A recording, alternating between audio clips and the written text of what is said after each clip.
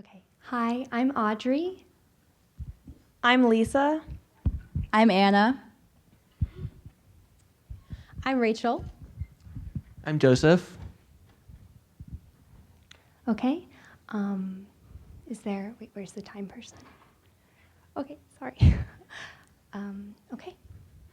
Hi, my name is Audrey from Chatham Soil and Water Conservation District, or CSWCD. Thank you for contacting us. You, the Edwards family, would like us to consult a management plan for your property that addresses three bottom lines: economic feasibility, ecological sustainability, and social responsibility. Your farm is currently 362 acres, and our goal is to dedicate 213 of those acres for agricultural use. We understand that farming is a family endeavor, a business operation, and cultivated by a passion to connect with the local community and feed the world. National Geographic estimated that in order to feed the growing population, we must double our current crop yields by 2050, and you are part of the solution. In order to create a management plan, we must first evaluate the site. Lisa? Before implementing any additional practices on your existing operation, the land must be evaluated and tested.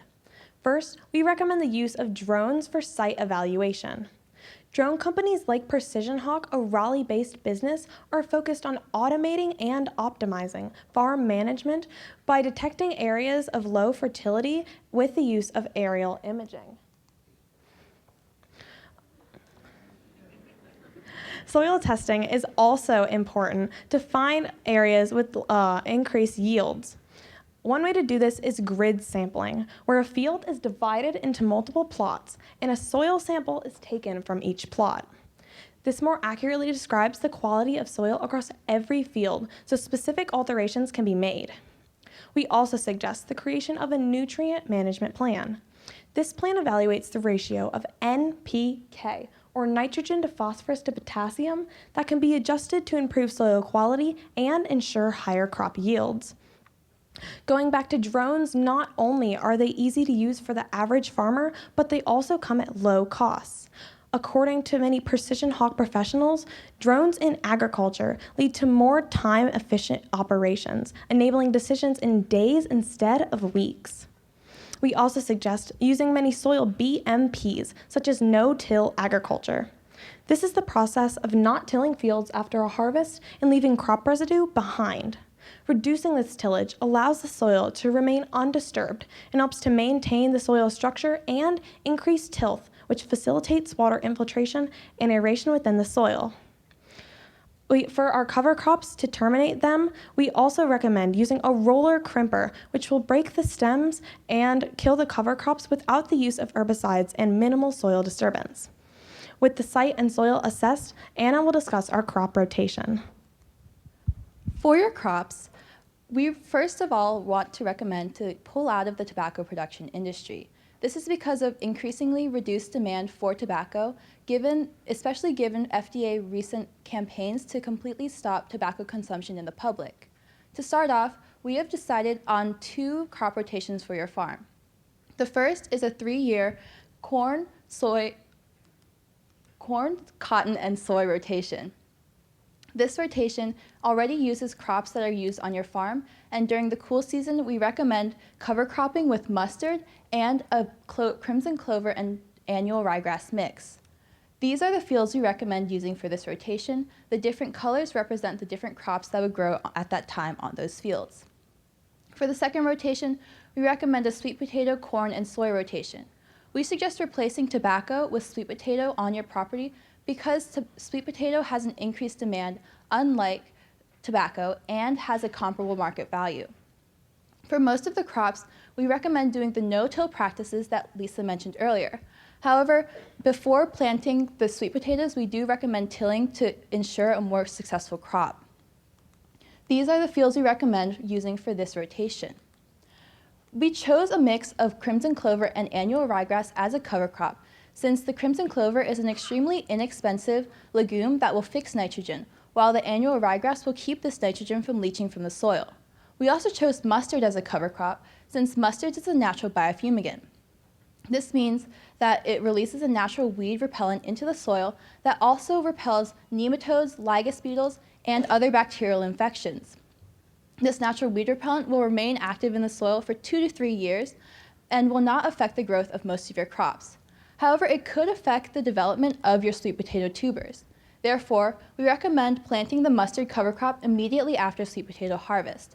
That way, your soy and corn can enjoy the benefits of a natural weed repellent, but by the time you complete the cycle and plant your sweet potatoes again, enough time will have passed that the natural weed repellent will not affect the sweet potato tuber growth. Joseph? As your yields have decreased, you have increased your reliance on fertilizer and pesticides. However, this is not sustainable. Instead, we recommend the use of eco-agriculture, which is an application of ecological principles and concepts in agriculture to increase sustainability. In addition, we recommend the usage of precision agriculture and other technologies. Precision agriculture is a method of farm management that uses information technologies to aid in decision-making to lower overall inputs while increasing yields. Various companies provide information services such as yield mapping and monitoring, as well as soil testing. In addition, estimates for moisture content and vegetation can be found using drones and satellite imagery. All of this data can be combined into a single map using GIS systems. As there is a lot of data, we recommend consulting with a specialist to help interpret the data and establish seed and nutrient recommendations for your farms. This can be used with variable rate application to apply your inputs and maximize production on high-yielding areas while minimizing waste of input on areas that cannot fully utilize these inputs. Using GPS navigation systems and auto steering can help you apply these inputs exactly where you want them to minimize additional waste. Now, Audrey will explain our practices on the remaining fields. Thank you, Joseph. For Field 3, we suggest using horticulture. The specialty crops like fruits and vegetables will increase your profits due to their high value, will diversify your market, and create an incentive for people to visit your property. We recommend planting blueberries, squash, and tomatoes due to their hardy nature and high popularity. All of these fruits and vegetables also produce beautiful blooms that will attract pollinators.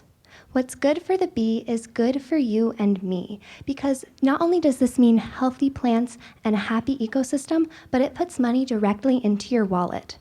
According to the NC State and Department of Entomology, different pollinator species pollinating a blueberry flower correlated to a 2% increase in fruit size.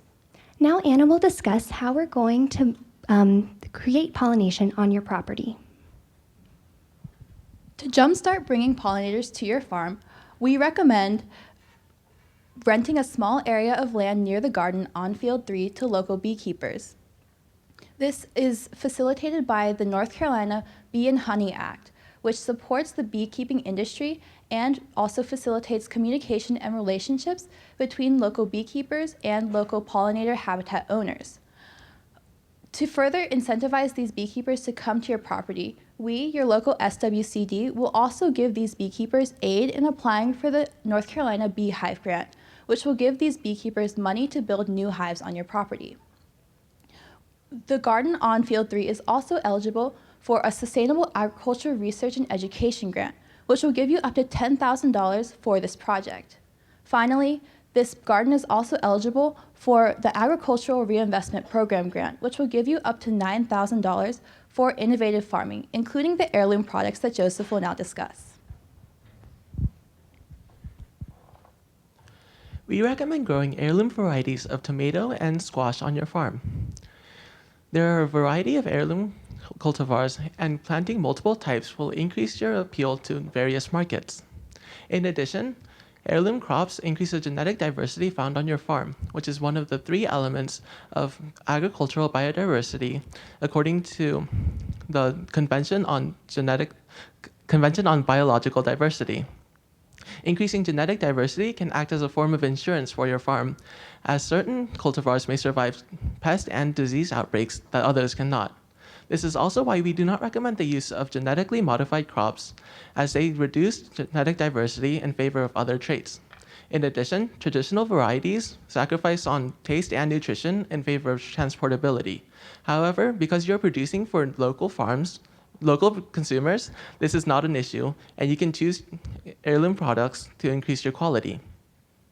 For horticulture, we recommend prioritizing the installation of moisture sensors.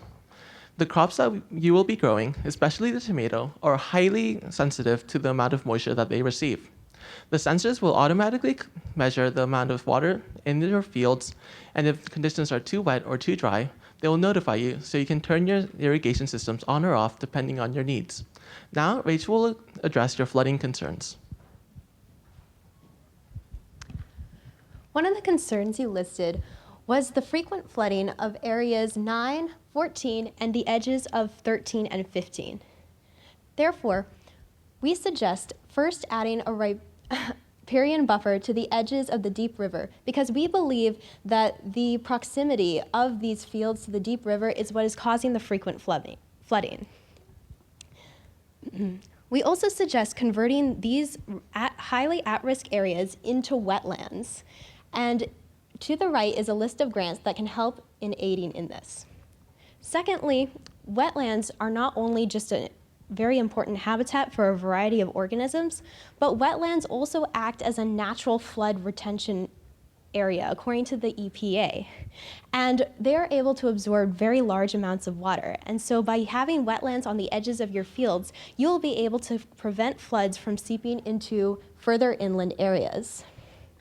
The crop usage from these previous fields will also be moved up to an inland woodland area.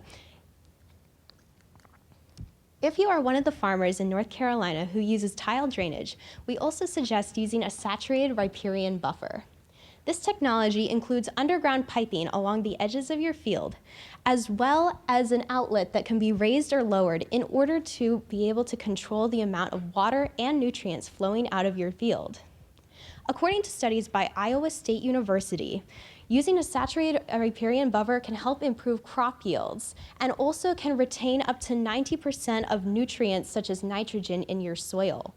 And therefore, you will be able to save on both water and fertilizer resources, as well as optimizing the amount of water in your crops at any period of time. Audrey? Thank you, Rachel. As she said, wetlands provide many ecosystem services as well as habitat for many wildlife species. This will benefit your agro-ecosystem. For further land conversion projects, we recommend creating cropland from the timberland highlighted here. We have a multi-year plan to clear-cut sections of the forest and immediately seed with crimson clover to retain nitrogen and the soil health.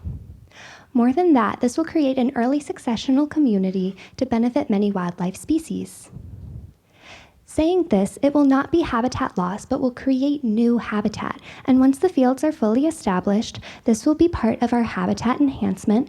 And so we will have a soft edge on the edges of the fields to attract bobwhite quail, mourning dove, and other popular birds.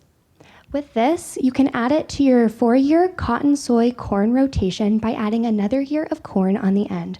Of course, continuing to cover crop with a crimson clover ryegrass mixture and mustard. So this is IPM, and all of the wildlife that we will attract will be utilized. Cultural controls make up the basis of the IPM pyramid because they have the most broad-reaching effect on insect pests. Cultural controls include crop rotation to break pest cycles, monitoring pest populations, as well as the biofumigant mustard grass that we will be using as a cover crop. Many choose to cover crop with buckwheat, but we advise you against this for 3 reasons. 1, it has no allelopathic abilities and only outcompetes weeds due to its voracious growth. And piggybacking on number 1, number 2 is that the voracious growth can actually turn it into a weed if not harvested within a very short optimal period. And number 3 is that it is a known carrier of the lycus beetle and root lesion nematodes, which would be of great detriment to the other crops that you are growing. Mustard mitigates all of these concerns. There's also mechanical controls, And biological controls are where the wildlife will highlight your agroecosystem. The bobwhite quail, other birds, the amphibians in the wetlands, and so much more will eat harmful insect pests. And while chemical controls might be necessary, due to your proximity to a water source, it is important that you limit pesticide usage, because increased volume does not equal increased effectiveness. The USDA's IPM Implementation Assistance Grant can help you implement these. As Anna said earlier, we will be using apiaries to increase pollination, but native pollinators contribute $8 billion to the North Carolina agriculture industry. By creating a wildflower garden with native plants, you can attract native pollinators, especially those threatened, like the rusty-patched bumblebee. This is important not only for enhancing habitat and attracting pollinators, but according to American entomology, the value of agricultural pollination was worth 143 times more than any of the honey or wax that the European honeybee produced. It is worth it to enhance habitat on your property. Now Lisa will discuss how this relates to community outreach. At CSWCD, we follow the 3 pillars of public relations: education, recreation, and community outreach. We believe that education is an important way to interact with the community and the younger generation about agricultural innovations and conservation practices. Chatham County Public Schools can allow their students to come on farm field trips to learn about productive farm management and sustainable agriculture. We also suggest allowing students at NC State University, especially in the Department of Crop and Soil Sciences, to come to the farm to act as interns. They would help manage many of the technologies, conduct horticultural research, and benefit from gaining real-world job experience. For recreation, we suggest utilizing the wildflower garden and wildlife viewing areas to increase visitors to your farm. And finally, for community outreach, we suggest selling the squash, tomatoes, and blueberries grown in Field 3 directly to the consumer through a pick-your-own system and selling to state farmers markets. Selling your products more locally will also allow you to apply for the USDA's Local Food Promotion Grant Program that promotes regionally produced agricultural products. All the practices that we have mentioned also are compliant to local and state North Carolina ordinances and federal laws. Now, Rachel will discuss our marketing technology. Technology is just as important in the business and marketing side of agriculture, as well as the actual practices. Therefore, we suggest starting with online technology, which is inexpensive and easy to use, so you can start with this right away. Firstly, we recommend creating a website, social media accounts, and registering on the Visit North Carolina Farms app. All of these provide a forum for you to advertise your products to the local community, as well as any agritourism events. This can help you build up a network of local buyers and a local community network. On the more global side of the spectrum, we recommend using blockchaining technology. Blockchaining is a digital method to track transactions, meaning that a customer at the grocery store can scan a product on their phone and will be able to trace its journey all the way back to the seed, meaning they'll be taken directly to your website. Blockchaining is also a great way to streamline your transaction processes to online, as well as attract new businesses and potential buyers. Blockchaining can also help increase efficiency overall as far as your marketing, transaction, and overall business model. Now Anna will conclude our presentation. At CSWCD, we believe in balance. Therefore, through our plan, you can both modernize your farm and improve conservation efforts for the next generation without sacrificing profits. You can become more active in the community and provide food for the community and so much more. You are part of the solution for improving and increasing agricultural productivity for food production. We look forward to working with you in the future, and we will now take any questions. Thank you.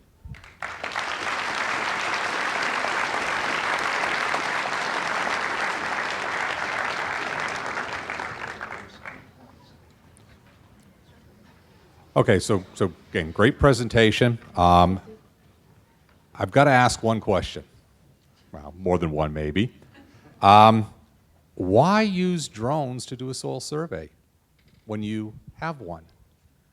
So with the soil survey, a lot of the information can be accurate, but the drone information is more accurate to the site specifically. A lot of the soil surveys have soil-based sites, so it's a certain property on that specific soil, but with drones, it's your exact field being tested. All right. Hey, much appreciation for that presentation to all of you. Thank you. So when you mentioned land conversion and you were talking about converting woodland to crops, how did you determine that that area, it was an appropriate use for that conversion?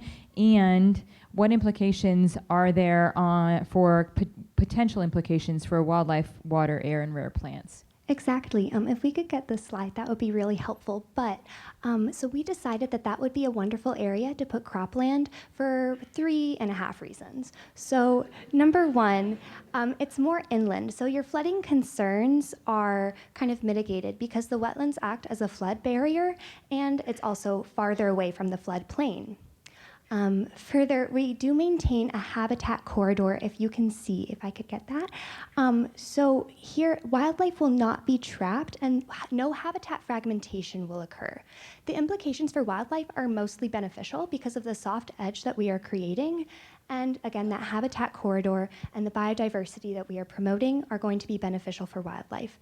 The 1.5 reason is because we are changing some of your property to kind of reclaimed wetland areas. And so we wanted to make sure that we achieved that goal of having 213 acres for agricultural production. And so we wanted to mitigate the loss of land that you were having while also increasing your profits in an efficient manner. We also wanted to add these specific areas instead of cutting around here, say, because these fields would be closer to the other fields, which would then make crop rotation easier. Thank you for your presentation. I understand that one of Mr. Edwards' concerns is intergenerational succession. Right. How does your plan address that issue? Okay, so first of all, we're transitioning from tobacco to sweet potato. And the reason for that is because tobacco demands are decreasing rapidly, especially with the more health-conscious public. So by moving the production to sweet potato production, it creates more longevity in terms of her production of Emma's farm. Also, so with the precision agriculture that I mentioned, the specialist that I recommended is most often an agronomist, and to my knowledge, Emma is an agronomy major. So this will like prime the farm so that she can come in and do what she knows best, and she can rely on herself and lead the farm to a better future. Also, having the NC State interns will allow that increased technology on your farm from young people who are the future for sustainable agriculture. So I also would like to view this land as somewhat of a trust for Emma. By managing it more sustainably, we make sure that she can pass it on to her grandson or granddaughter. So we're maintaining the beautiful habitat that she likely explored as a child, and we're also making sure that we're setting her up with a management plan that she can continue to use.